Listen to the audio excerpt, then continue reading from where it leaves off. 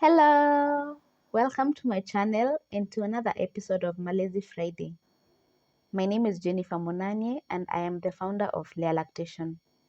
In today's episode, I want us to talk about the breast anatomy. Such an odd topic. What would you as a mom or a parent need to know about the breast anatomy? I'll give you reasons why. For you to understand how breast milk production works, how breast milk supply comes about, and how to solve common breastfeeding challenges, you need to understand what the breast looks like and how it functions or its physiology. You also need to be aware of what's normal and what's abnormal so that you can notice anything unusual on your breast and seek the necessary help. Let's start with the external breast anatomy. From the outside, the breast doesn't look so complex, but in reality, it is, and the external breast anatomy is very important for your breastfeeding journey. There's the nipple, which is the raised area of tissue on the breast surface. Then there's the areola, which is the area around the nipple. On the areola, there are small bumps, which are called Montgomery's glands. Then there's the rest of the breast skin. Let's look at each of these parts separately, starting with the nipple, which, like I've mentioned, is the raised area of tissue on the breast surface.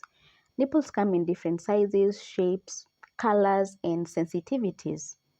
The most common nipple types are a protruding nipple, such as this one, where there is an adequate amount of tissue raised above the breast surface. There's a flat nipple where there is a small amount of tissue raised above the breast surface.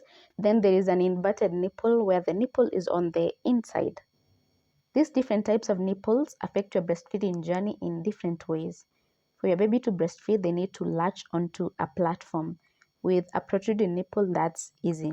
But with a flat nipple or an inverted nipple, there is less of the platform to latch onto or none at all, which makes it a little difficult. In case you have flat or inverted nipples, with the support of certified lactation consultants, you can adequately breastfeed your baby.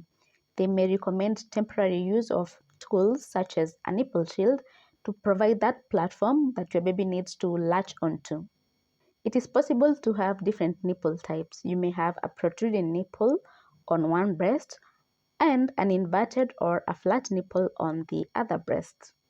Your nipple type may also change based on various factors. For example, you may have a flat nipple, but with stimulation or reverse pressure, it changes to a protruding nipple. In some cases, a baby may be born without nipples. This is a condition called athelia.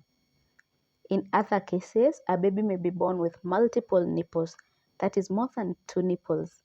These are called supernumerary nipples. They form along the milk line. A milk line is a thickening that forms during embryonic development. It's where the mammary glands will form in future. It extends from under the armpits all the way to the groin area. Supernumerary nipples can form anywhere along the milk line. You may have come across images of people with such. Many people think that a nipple has one opening such that it produces a single stream of breast milk. On the contrary, there are about 5 to 20 nipple openings on each nipple. This means that the breast milk flows out as multiple streams like a sprinkler. It is rare, but a man's nipples can lactate and produce milk. It can also happen in women who have never been pregnant before and never breastfed before. This is called galactorrhea. Galactorrhea, which is the spontaneous production of breast milk unrelated to pregnancy and breastfeeding, is often a sign of an underlying condition that needs to be evaluated by your doctor. On the positive side, because galactorrhea can happen, this means that a man or a woman who has never been pregnant or never breastfed before can have lactation induced on them in case the mom has unfortunately passed away or they have no breast milk supply because of issues such as poor glandular tissue formation. Galactorrhea can also happen in newborns of either gender. This is whereby your newborn produces breast milk. It's usually because of a high level of maternal hormones that were passed to your fetus through their placenta. It usually goes away on its own in a few months, and it's important that you do not stimulate your baby's breasts by pressing them. Newborn or neonatal galactorrhea is what was called witch's milk. Moving on to the areola, which is the pigmented area around the nipple. In melanated women like myself, the areola is dark. Areolas come in different sizes and colors. The nipple and areola are generally darker than the rest of the breast skin. This is to help your baby with latching. In the early days, your baby's vision is very poor, and the color contrast between the nipple and areola and the rest of the breast skin helps your baby locate them for latching. Your areola may also contain some hair. On the areola are small bumps called Montgomery's glands that produce oil, which lubricates and cleans the nipple and areola. This is the reason you do not have to keep cleaning your nipple before every breastfeeding session. They also give off a natural scent like the amniotic fluid, which guides your baby to latch. As much as they look like pimples, you should try to avoid popping them because that could predispose you to infections. Men also have Montgomery's glands, just like they have nipples and areolas. This is because we all start the same before sexual differentiation happens on the embryo. Finally, there is the breast skin, which needs to be clear and smooth. In case you notice any unusual changes on your breast, either on the skin, the nipple, the areola, or on the Montgomery's glands, it's important that you get evaluated and reviewed by your doctor. On the inside, the breast is more complex than the external anatomy. From the inside, the breast has tissues, alveoli cells, lobules, lobes, ductules, milk ducts, blood vessels, nerves, and lymph nodes. There are three types of breast tissues. There is the fibrous tissue, fatty tissue, and the glandular tissue. The fibrous tissue is what holds and supports the fatty tissue and the glandular tissue. The fatty tissue is what makes most of the volume of their breasts. The fatty tissue is found all over the breast except under the nipple and areola. Remember, during pregnancy, the fatty tissue is slowly replaced by the glandular tissue.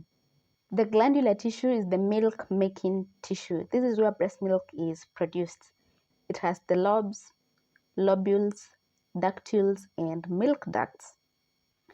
A lobule is a small balloon-like gland that produces breast milk. It looks like a grape. Inside the lobule are alveoli cells that make breast milk. A bunch of lobules is called a lobe. A lobule is connected to another through a ductule. Then the ductules connect to the main milk ducts that transport breast milk from the alveoli cells all the way to the nipple openings. Each breast has blood vessels that carry oxygen and nutrients to the breast tissues. In lighter-skinned women, the blood vessels may be visible and even more visible during pregnancy and breastfeeding. The breasts have many nerves that receive stimulation and send impulses to the brain. When the nerves are stimulated by your baby suckling, you and expressing, or by a breast pump, they send impulses to the brain. The brain then stimulates tissues and glands to produce hormones that are involved in breast milk production.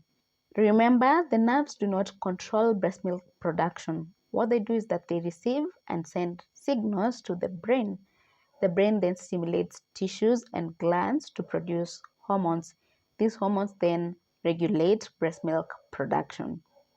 Because of the many nerve endings in your breast and especially the nipple and areola that makes them sensitive. This is why a shallow or poor latch, incorrect flange size, and excessive breast massage will be painful.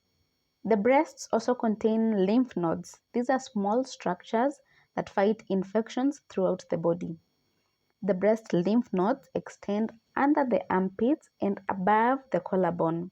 This is why the best way to drain any swelling in the breast is to massage the area around the armpits and above the collarbone.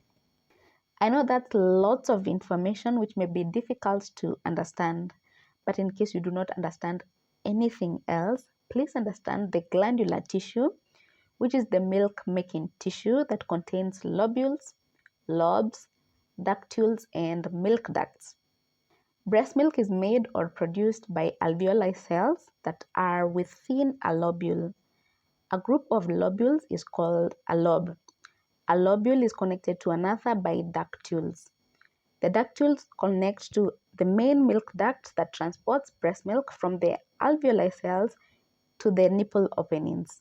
The reason I am emphasizing that you understand the glandular tissue is because it determines your breast milk supply and your breast storage capacity. That is how much your breast can hold at a time. That is determined by the glandular tissue, not the size of your breasts. The more glandular tissue you have, the more breast milk you can produce at a time. The less of glandular tissue you have, the less breast milk you can produce at a time. I hope you found this video useful. In case of any questions or comments, please let me know in the comment section below. I'll be sure to respond to them. Thank you for being here. I'll see you in the next episode of Malezi Friday next week.